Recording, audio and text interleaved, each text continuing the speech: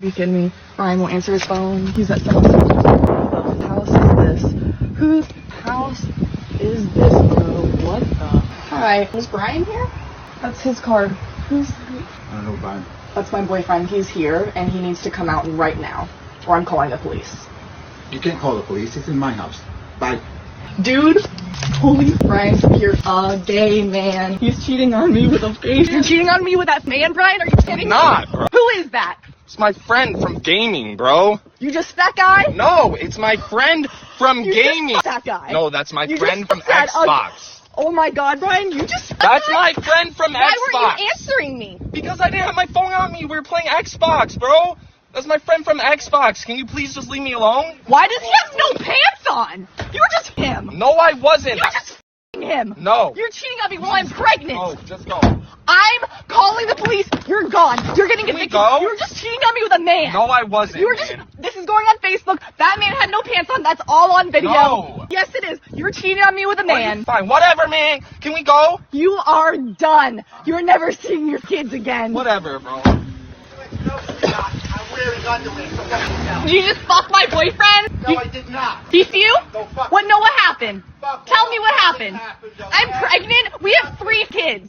Not a thing happened here. He's a friend. He's rude. Who are you? I'm gonna call the police. Call the police. Get off my property. Call the police. Wow. Brian's cheating on me with a dude. Get off my property right now. Get some bird coming to somebody else's house. You got it here. You enjoy his. Mm-hmm. You don't believe me?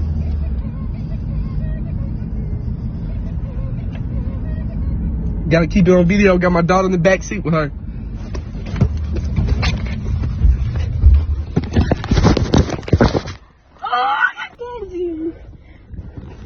Get off me! Get off me! My daughter is in the back seat. Get off me! I've been driving. Quit video what? So you keep hitting me? So you keep hitting me? And try to burn me on shit? Get away from me! Cars passing in traffic could hit them.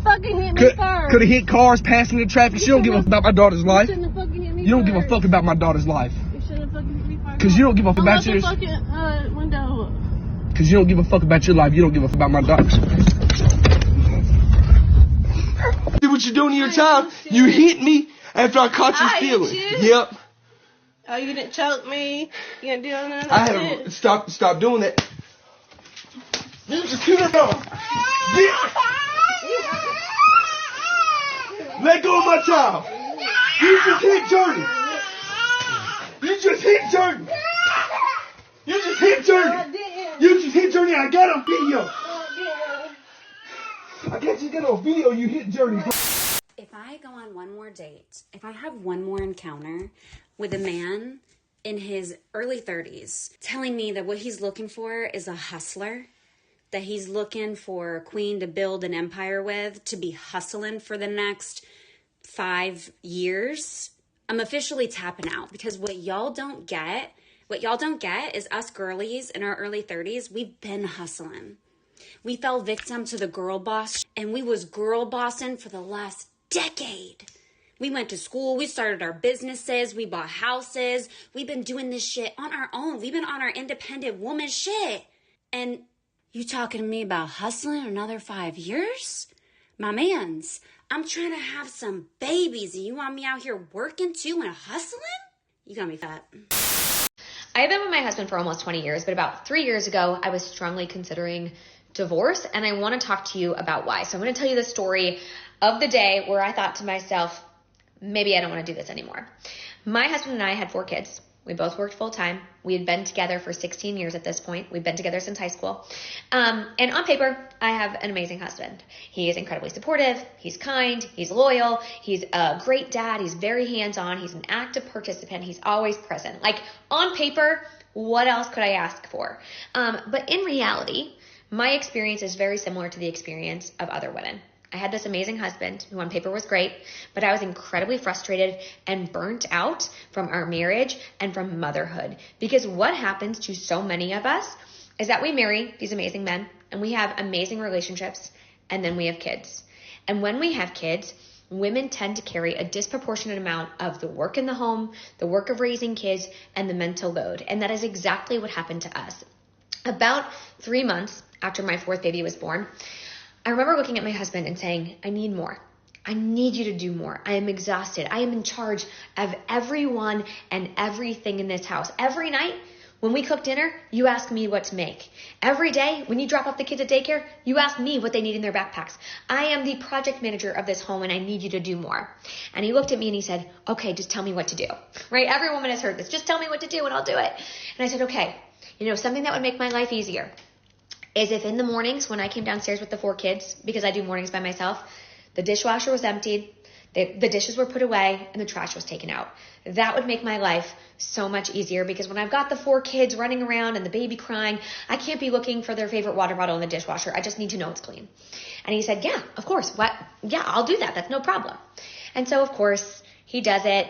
But then I have to remind him, and then he forgets, and then I have to remind him again. And there was this one morning where I woke up, and I went to put something in the trash, and it was overflowing. And I went to get my son's water bottle, and it was in the dishwasher with all the other clean dishes. And I felt so disrespected and unseen and unvalued at that point in time. And I remember texting my husband being like, what happened? Like, why didn't you do this? And he said, sorry, I was running late for work. And I remember thinking, oh my God, he doesn't see me. Because what he's done has now made me late for work. And he doesn't care about that. He doesn't care about the impact on me. And he doesn't see how every single thing in our home happens because I ask him to do it, or because I do it myself, or because I planned and organized it. The diaper bag is full because I filled it, right? I put the wipes in there. And I felt so frustrated. And I remember thinking, what's the point? What's the point of doing this with someone else? I might as well just do it alone. And it's not because my husband didn't love me or he did anything to me. And it's not because I didn't love him, but because I felt so taken advantage of in our relationship. And this dynamic, it doesn't happen by accident, right? It's not like my husband did it to me, but we've been raised in this society that tells men and women who they should be in marriages and what it looks like to be a good mom versus a good dad. And we know the bar for moms is way up here and the bar for dads is way down here. And we fell into these norms. We fell into these roles in our family, despite the fact that we never wanted to. And I'm lucky, and I say lucky because I have a partner who I know loves me and wants me to be happy and was willing and able to change. And so we did the work to figure out what equity looked like in our relationship. And I can tell you now, 3 years later, that we are happier than ever. Our kids are thriving. Our home runs like a well-oiled machine. And that took a lot of work. I want to say it took like 18 months to get there. And it was well worth it. But it is not uncommon. And so if your wife is coming to you and she's saying, I'm burnt out by the mental load and I need you to do more, she's not just saying that because she wants you to do more chores. She's saying that because truly it can hurt your relationship. It can ruin your marriage if you do not participate in an equitable way in your home. And so what does that look like? What does it look like to change these dynamics? Well, we need to really assess in our homes what the work looks like. Because in most homes, the data supports this, women do a disproportionate amount of the work. They just do. They do more of the cooking and the cleaning and the laundry and the childcare while also working full time. And men have more time for things like their hobbies, like golf, for example, or just working out, running a marathon, right? And so we need to have hard conversations about what our time looks like, what our labor in the home looks like, what is invisible labor. We have to talk about these things. And when we don't, the alternative is that you no longer have a marriage, or you don't have a happy one at least. And so I share this story because I don't think I'm alone in this experience, and I want people to know that there's hope and that if you have a willing and able partner, you can change this. You can absolutely change this dynamic. So the one video I really wanted to highlight was the one that you can kind of see behind you, right? Well, at least in front of you, I'm sorry.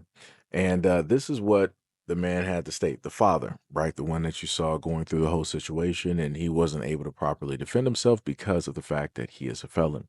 He said, I don't want to post this because I don't want people to see how vulnerable my daughter was. But this is the victim that Olasia Tate tries to pretend to be. She consistently stole my money out of my daughter's piggy bank that I put money in and not her. She stole her income tax money that year that I put in Journey's bank account every time. I'm just trying to give my daughter everything and have her future set up while the mama wants to steal it all. I've lost everything due to the mother of my child. It breaks my heart that my daughter states, my daddy don't got a house no more. It took for years of trying to finally get somebody to accept me to rent from them due to me being a felon. So again, this is a guy who obviously, did whatever he did in the past. He had to atone for those things that he did by way of the system because it finally caught up to him. And after he got out, he was like, you know what? I made a situation and I want to be responsible and respectful to that situation. And I want to do everything that I can do. So instead of him going back out and decide that I'm just going to rip and run through the streets and I'm going to be dibbling dabbling with this woman, this woman, this woman, he was like, "Yo, let me just try to make things right, with her mom so we can co-parent or whatever it is, and let me try to be there for my daughter. She's still young. I still got a lot of time. I can make up, for those things, and that's what he's trying to do." But for whatever reason, the mother is on some whole other type of thing where she wants to consistently go directly after. Now, note directly in how it is that he stated his point of view. At not one point did he say that he was vulnerable or the victim. He stated that his daughter is. So that shows you the type of man and the type of parent that he is, where he's putting his daughter above how it is that he feels, no matter what we were able to witness or the experiences that he is specifically going through with that woman. He's like, my daughter is first, even above me, no matter what I'm going through. My daughter is first. She is the one, she's the only thing that actually matters. And, she's the reason that I'm here doing the things that I'm doing, enduring what it is that I am enduring for her. And, like I told people before, you have a lot of men out here that go through these instances, go through these situations. And far too many times, you don't see the same energy when it deals with these circumstances happening to men. Too many times, far too many times, online and everywhere else, you will always see the world go to women when these things happen, right? And I'm not saying that they shouldn't. The only thing that I'm stating is that it should be even on both sides. If we can clearly see that a human being is going through something that we ourselves wouldn't want to go through or face, or that we ourselves wouldn't want to see our friends and family, go through, we should speak up, we should say something. But as I've stated before, you have a lot of women out here that want to hold the corner on a type of pain. They want to hold the position. They want to be on the soapbox and say that they're the only ones that's going through this, have to deal with this, and yada yada yada. Even if you were to bring a video like this to the forefront to those women, they would just say, "So what? I've gone through far worse. What he's going through and facing is nothing compared to the men and yada yada yada." Like I said, it's like it's no matter what you do, no matter how you try to sit up there and slice it, people don't have a balanced point of view or an equal point of view when it deals with these circumstances. And to me, that's crazy because at the end of the day, the child is the one that's suffering. Like, just imagine how the daughter is looking at this. You don't know how mentally she may be looking at her father seeing, his mother do this, her mother, do this to her. And then you don't know how she's taking it when it deals with the mother. You don't know if she's looking at the mother and she's disliking the mother because of how she treats the father, or if she thinks that when she grows up, she'll be able to do the exact same thing to men as well. Like I said, nobody tends to look at those aspects when it deals with these things. I've covered this before when it's dealt with young boys being in these circumstances, watching their fathers do this to the mother. And I've told people how those young boys are probably going to internalize and look at that and see it and view it, and how they may act in the exact same manner as the father. And I'm saying that exact same thing here. But like I said before, it's pretty much going to be silence. It's going to be talking to a brick wall. You're still going to have fields of women directly online stating that this is nothing, who cares, nobody cares, and all this other type of stuff, and yada, yada, yada. But the moment of time, within this week, next week, or some weeks from now or a month from now, that they happen to show you a video or a story. Matter of fact, there's actually one out there at this moment in time, and it's pretty bad. It's pretty horrible. And it was by way of a YouTuber that did it to the girlfriend or the woman that he's with. You would have thought it was a heavyweight championship fight the way that he was going at her. And the response that you saw online was deafening. You were everybody from all over speaking, talking directly about it, posting it. But when it deals with this circumstance where the child is there, where you can visibly see the mother doing this twice, and in some instances in the same video multiple times, during the same instance. Like I said, do people actually really care about the kids in this instance? Do people actually really see other people as human beings and want the best for everybody? Chances are the answer is no and no. But anyways, let me know what you guys think about this video and everything that I stated in the comment description below. And as always, peace, love, and stay tuned for the next video.